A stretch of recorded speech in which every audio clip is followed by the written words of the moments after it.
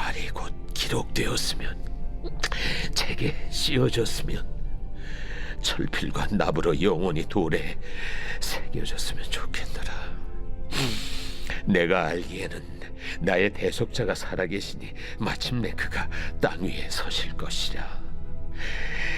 내 가족이 벗김을 당한 뒤에도 내가 이 육체 밖에서 하나님을 보리라. 내가 그를 보리니 내 눈으로 그를 보기를 낯선 사람처럼 하지 않을 것이라. 내 마음이 초조하구나. 너희가 만일 이르기를 우리가 그를 어떻게 칠까 하며, 또 이르기를 이래 뿌리가 그에게 있다 할진대, 너희는 칼을 두려워할지니라. 분노는 칼의 형벌을 부르나니 너희가 심판장이 있는 줄을 알게 되리라.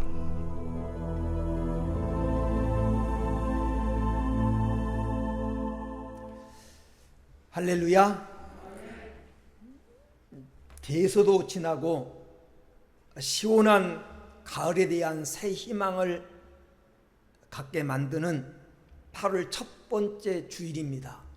오늘 또 예배하기 위해서 하나님 앞에 예배하고 정성을 보인 오늘 교회에서 예배드린 성도들이나 가정에서 예배드린 성도들에게 하나님의 크신 은혜와 이루하심이 함께하기를 주의 이름으로 축원을 드립니다. 아는 게 힘이라고 하는 말이 있습니다. 정말 알아야 할 것을 몰라서 문제이지, 진짜 알기만 한다면 그 무엇이 두렵겠습니까?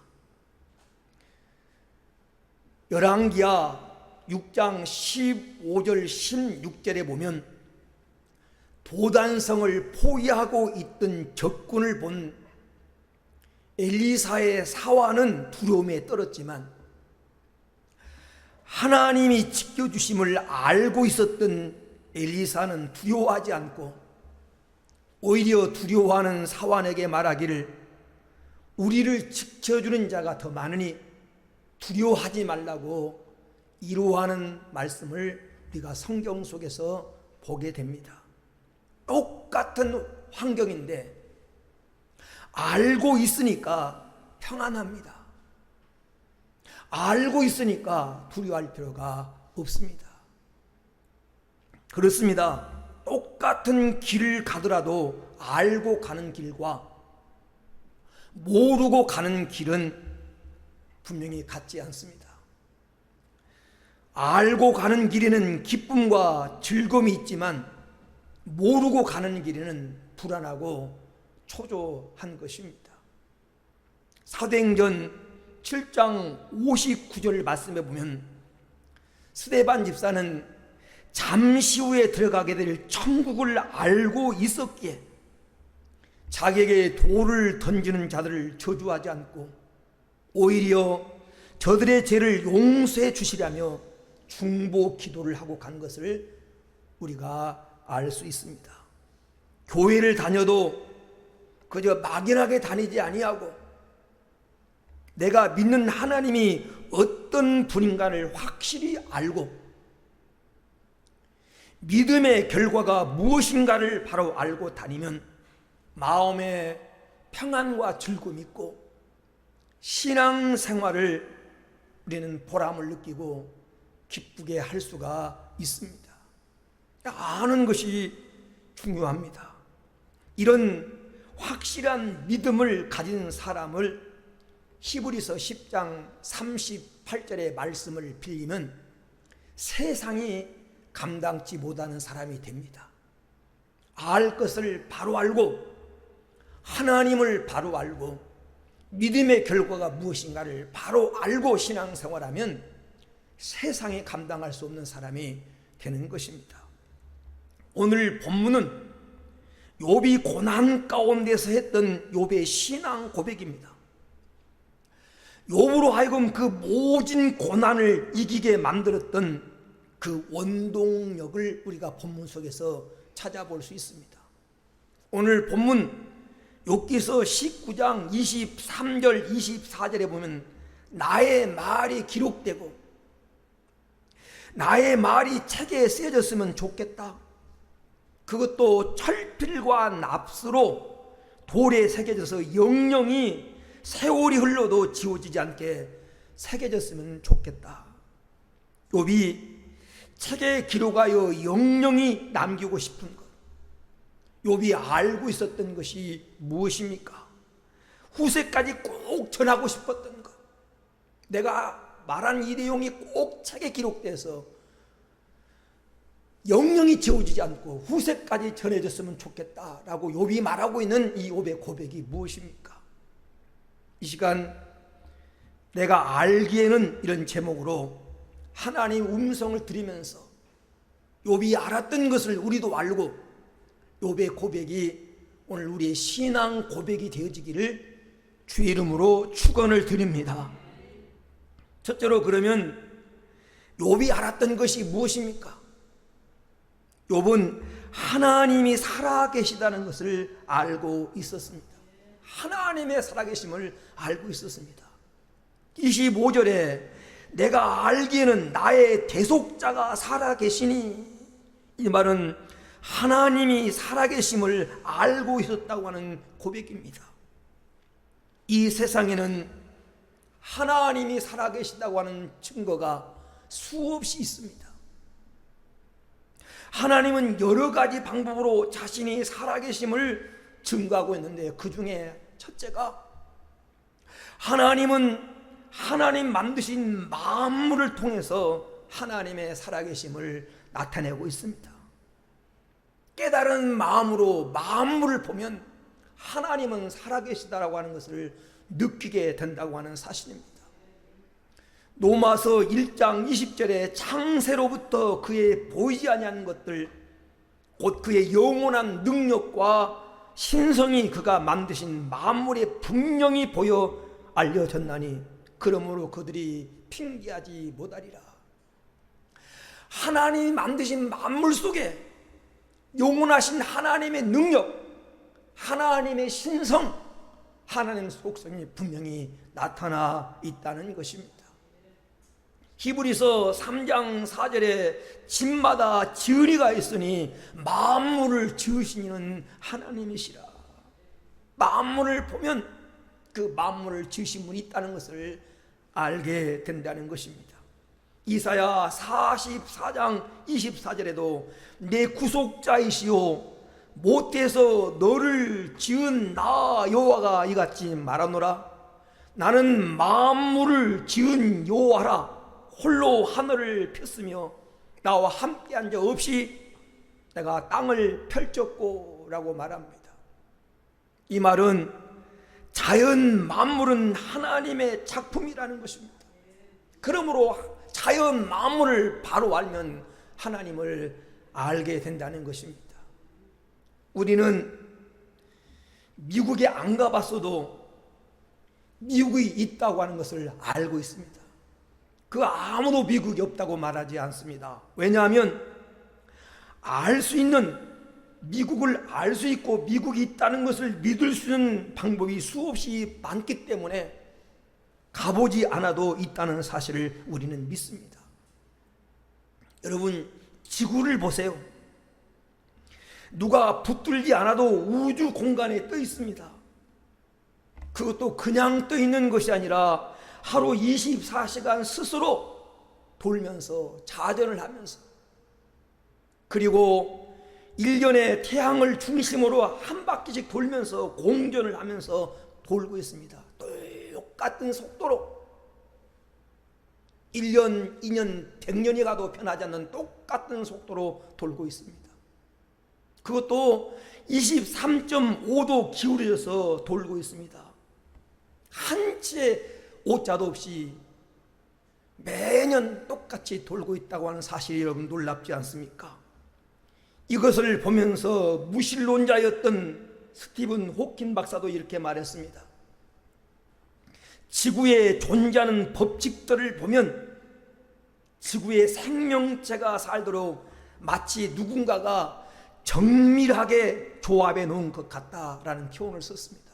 그 누군가가 하나님이십니다. 누군가가 이 지구상에 생명이 살도록 하나님이 아주 정밀하게 조합을 해 놓은 것입니다. 무신론자들은, 그리고 진화론자들은 이 우주가 우연히 생겼다고 그렇게 말합니다. 사람도 우연히 출생하고 생존한다고 그렇게 얘기합니다. 우연히 될 확률은 없습니다. 여기 이 시계가 부속이 100개가 있다고 생각합시다. 이걸 갖다가 다 이 조립을 다 풀어가지고 믹서기 속에 넣고 10년을 돌리고 100년을 돌린다고 해봅시다. 그것이 100% 완전한 시계가 될 확률이, 그리고 가만히 둔다고 해서 어느 날 갑자기 이 시계가 서로 붙어가지고 온전한 시계가 될 확률이 몇 프로나 있다고 생각합니까? 그건 불가능한 겁니다.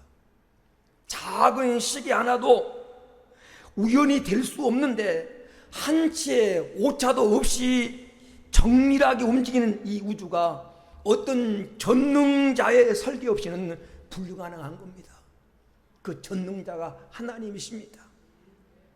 히브리서 1장 3절에 그의 능력의 말씀으로 만물을 붙드시며 라고 말씀하고 있습니다.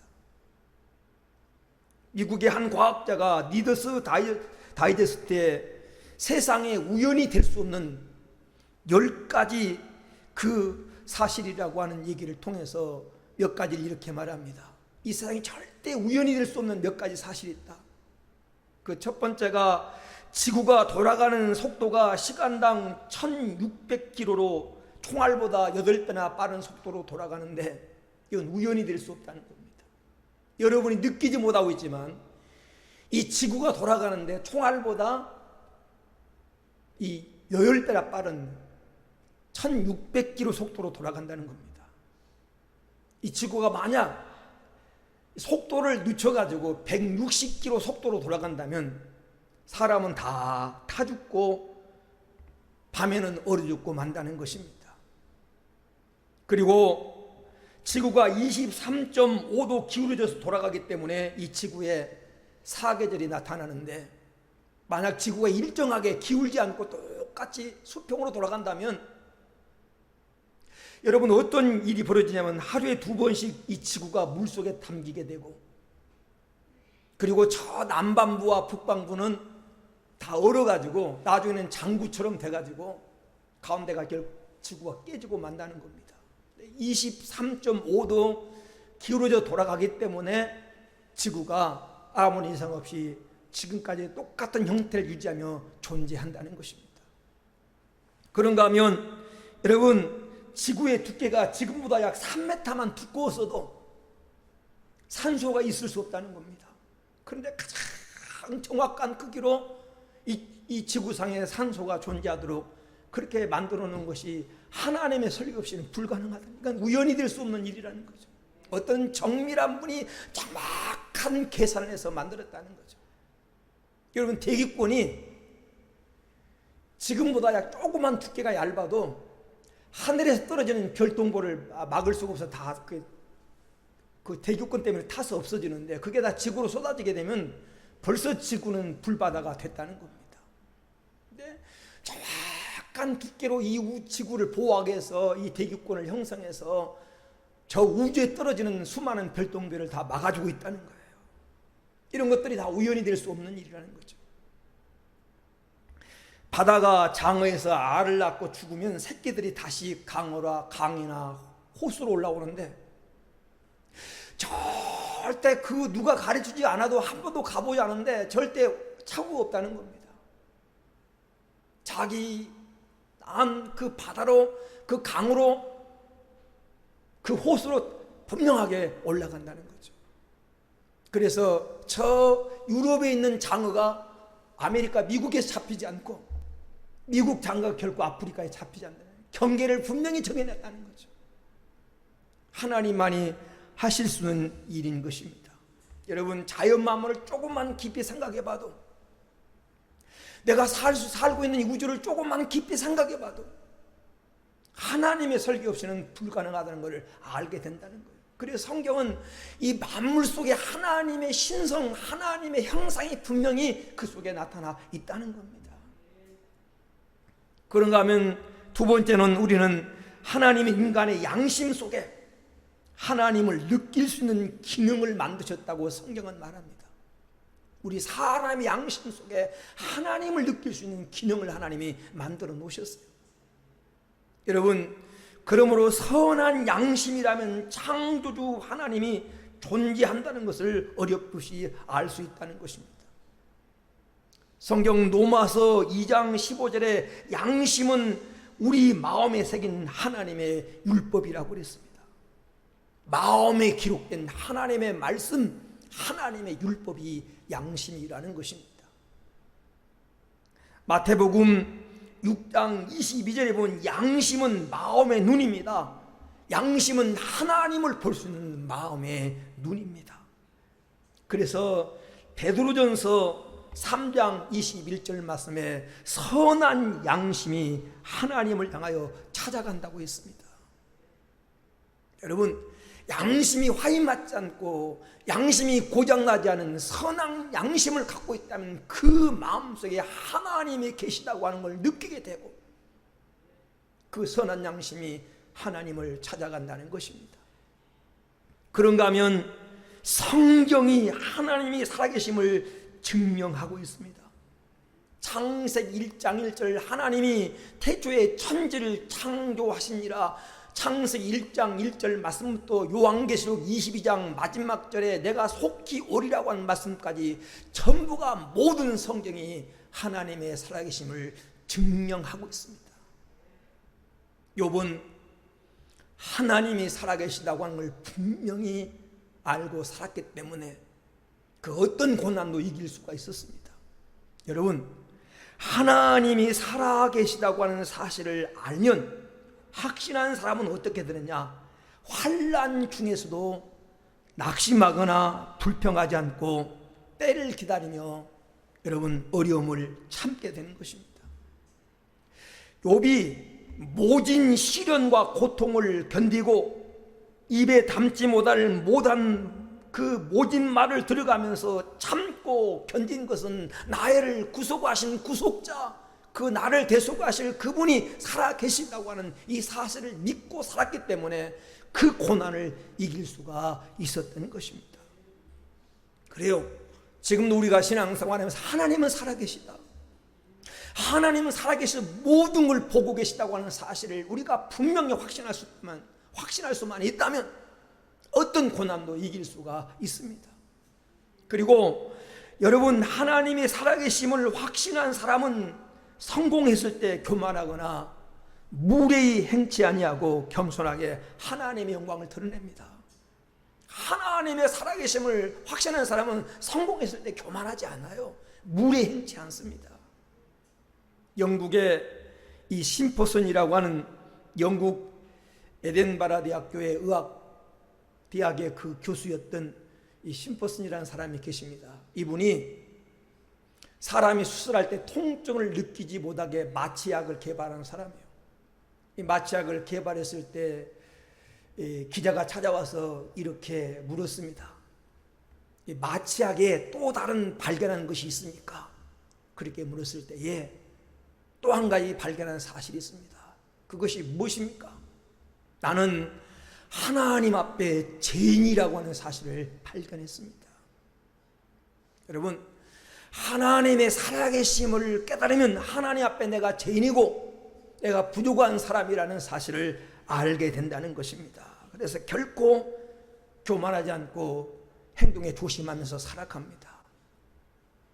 요한복음 3장에 보면 예수님이 요단 강변에서 세례를 베풀 때 세례 요한에게 몰려왔던 사람들이 예수님께로 몰려갑니다.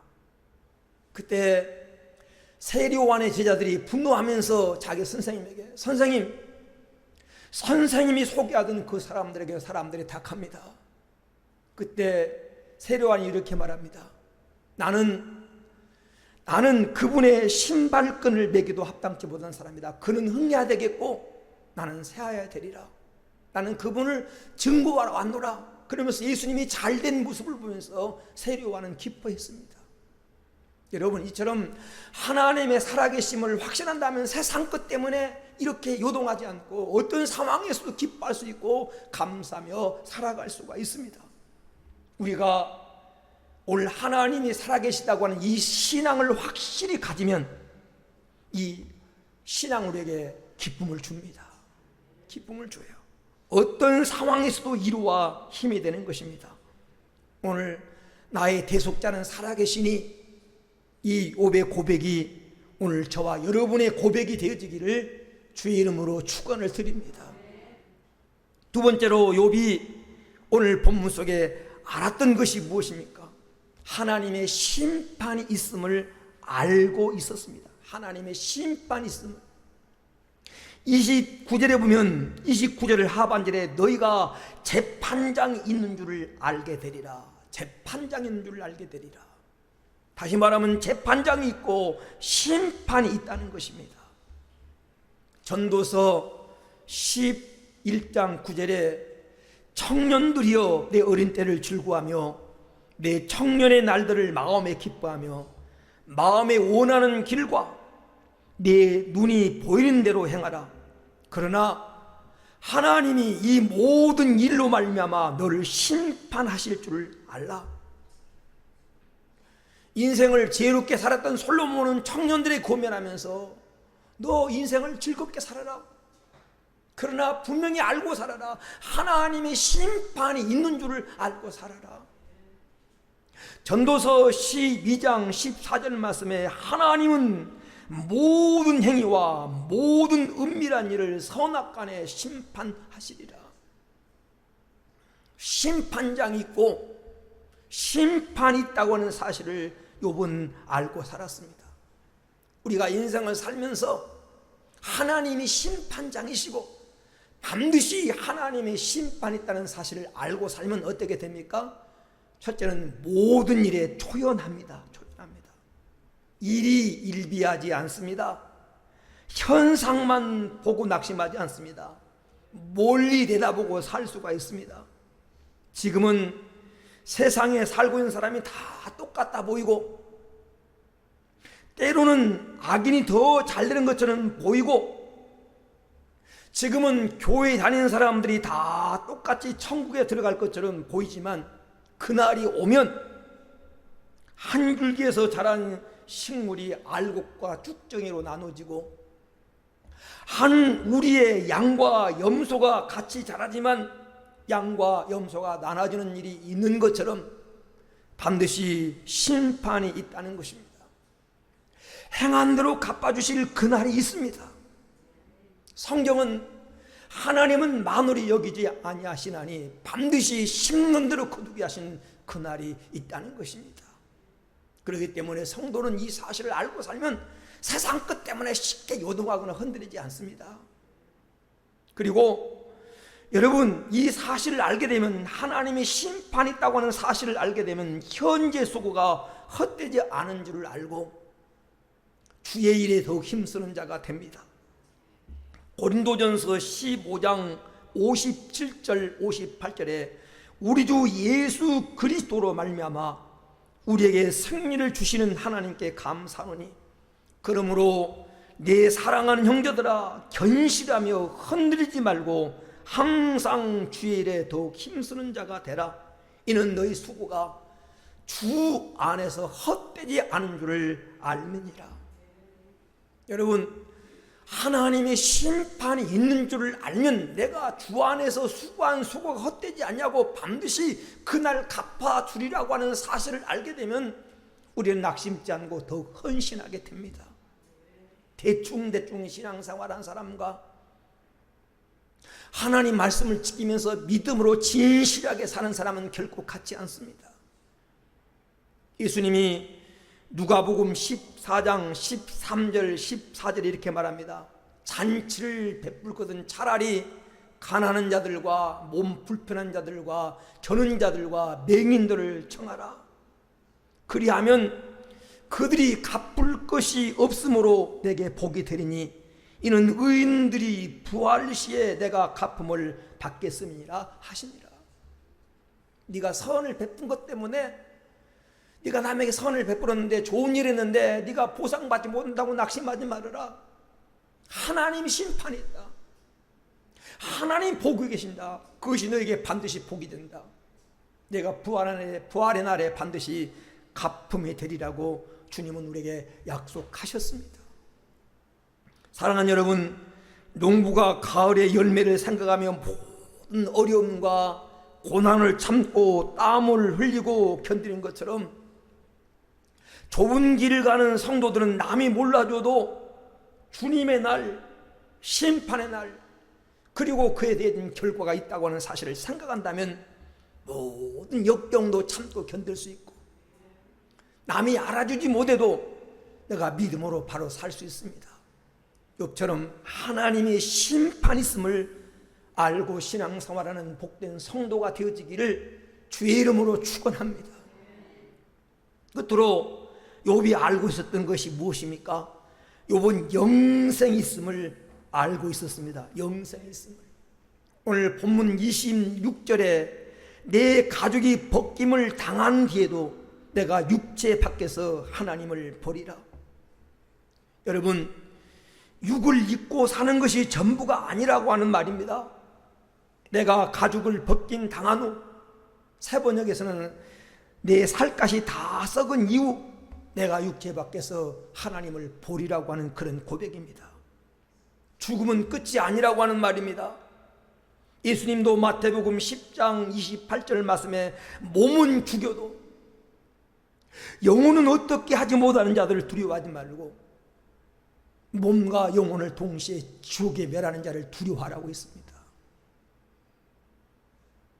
누가복음 23장 43절에 예수님과 함께 지금 십자가에 못 박힌 강도에게 예수님은 오늘 네가 나와 함께 낙원에 있으리라. 죽음으로 끝이 아니라 오늘 나와 함께 낙원에 있으리라고 주님은 약속하셨습니다. 요한복음 3장 16절 말씀에 하나님이 세상을 이처럼 사랑하사 독생자를 주셨으니 이는 저를 믿는 자마다 멸망하지 않고 영생을 얻게 하려 하시니라. 영생이 있음을 주님은 우리에게 알려주고 있습니다. 베드로전서 1장 9절에 보니까 믿음의 결국은 영혼의 구원을 받음이라. 여러분, 믿음의 결과가 뭐냐? 믿음의 결국은 영혼의 구원을 받음이라고 말씀하고 있습니다. 제가 장례식 가서 즐겨 쓰는 말 중에 하나가 누가복음 16장에 나오는 부자와 나사로 비유입니다. 이 부자와 나사로의 비유에 보면 분명한 이 메시지가 전해준 얘기가 있습니다. 그날이 있다는 겁니다. 그날. 부자도 죽고 가난한 자도 죽고 반드시 죽음의 날, 그날이 있습니다. 그날만 있는 것이 아닙니다. 그곳이 있습니다. 그곳.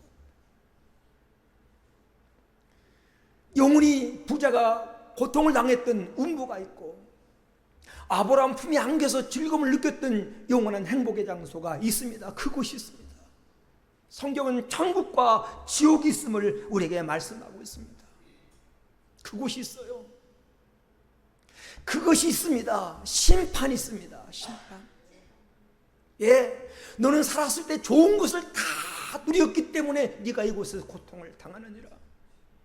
반드시 이렇게 선언받을 자가 있다는 것입니다. 네가 세상에서 비록 나사로처럼 고통을 당하고 어려움을 당했지만 이곳에 위로를 받는 그날 분명한 재판장 되신 주님이 선언할 그 날이 있습니다. 그것이 있어요. 하나님의 심판이 있어요. 이 모든 것을 주관하시는 하나님이 계시다는 사실을 우리는 알고 살아야 됩니다. 여러분, 그날이 있습니다. 그것이 있습니다. 그곳이 있습니다. 우리가 이 사실을 확실히만 알고 있으면 어떤 고난도 이깁니다. 고난 가운데 무너지지 않습니다. 로마서 8장 36절 37절에 보니까 기록된 바 우리가 종일 주를 위하여 죽임을 당하게 되며 도사를 양같이 여김을 받았다 함과 같으니라. 그러나 이 모든 일에 우리를 사랑하시는 이로 말미암아 우리가 넉넉히 이기느니라. 말할 수 없는 고난과 시련을 당하지만 그러나 결국 이기게 된다는 겁니다. 왜? 하나님이 살아계시고 하나님이 심판이 있고 그 나라가 있기 때문에 그렇습니다. 디모데 후서 1장 12절 말씀에도 이로 말미암아 내가 또 이 고난을 받되 부끄러워하지 아니하면 내가 믿는 자를 알고 또한 내가 의탁한 것을 그날까지 그가 능히 지키실 줄 확신하느니라. 바울이 모든 고난 가운데 무너지지 않고 고난 당할 때 부끄러워하지 않고 그가 믿음으로 승리했던 이유는 자기가 믿는 하나님이 살아계신 하나님이라는 사실을 알았다는 겁니다. 그리고 그 하나님이 지킬 걸 믿었다는 겁니다. 이 믿음만 있으면 우리는 승리하게 됩니다. 다니엘서 3장 17절에 다니엘의 세 친구 사드락 메삭 아벳느고가 그 고난 앞에 승리했던 것은 하나님의 살아계심을 믿었던 겁니다. 하나님이 살아계시니 그 하나님이 능히 건져내겠다라고 하는 이 확신을 가졌습니다. 이 믿음이 오늘 저와 여러분의 믿음이 되기를 축원합니다. 왜 사도들이 예수의 부활의 증인이 되는데 목숨을 걸었습니까? 그것은 예수님이 살아나셨고 죽음이 끝이 아니라는 사실을 알았기 때문입니다. 그러니 죽인다고 해도 그들을 막을 수가 없었던 것입니다. 이 사실, 여러분, 우리에게 영원한 나라 내세가 있음을 확신하게 될 때 우리는 하나님 나라에 투자하며 살게 됩니다. 하나님 나라에. 디모데전서 6장 17절에서 19절에 내가 이 시대의 부한 자들을 명하여 마음을 높이지 말고 정함이 없는 재물에 소망을 두지 말고 오직 우리에게 모든 것을 후히 주사 누리게 하시는 하나님께 두며 선을 행하고 선한 사고를 많이 하고 나눠주기를 좋아하며 너그러운 자가 되게 하라. 이는 이것이 장래에 자기를 위하여 좋은 터를 쌓아 참된 생명을 취하는 것이니라. 여러분, 하나님 나라를 확신하면, 내세를 확신하면 하나님 나라에 투자하며 살게 된다는 것입니다. 이것이 장래에 자기를 위해서 좋은 터를 쌓는 터전이 된다는 것을 알게 된다는 겁니다. 우리 욥이 알고 확신하고 살았던 이 확신을 우리도 확신하고 사십시다. 이 어려운 시대를 살면서 알고 신앙생활해야 됩니다. 하나님은 살아계시다. 하나님은 역사의 주관자다. 잠언서 16장 9절에 사람의 마음으로 자기 길을 계획할지라도 걸음을 인도하신 분이 하나님이십니다. 하나님 허락 없이는 참새 한 마리도 땅에 떨어지지 않습니다. 여러분, 하나님이 살아계셔요. 그분이 주관자임을 우리가 믿고 살아야 됩니다. 그리고 여러분, 반드시 하나님 심판이 있습니다. 사람의 눈을 피하고 사람이 모른다고 안심하지 말라는 겁니다. 전도서 10장 14절에 모든 행위와 모든 은밀한 일을 선악간에 심판하시리라. 하나님이 심판했음을 알고 살아야 됩니다. 그리고 영생이 있음을 알고 신앙생활 하십니다. 눈에 보이는 것이 전부가 아닙니다. 예수 믿는 성도가 눈에 보이는 것이 전부인 것처럼 알고 살면 가장 불쌍한 사람이라는 겁니다. 고린도전서 15장 19절에 우리가 바라는 것이 눈에 보이는 세상 것뿐이면 우리가 모든 사람 가운데 더 불쌍한 자다.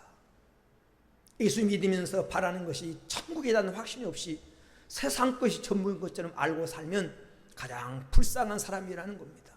오늘 여러분, 영원한 나라가 있음을 확신하고 오늘 욥처럼 이 확신 가운데 어떤 고난도 이기고 승리할 수 있는 복된 성도가 되어지기를 주의 이름으로 축원합니다.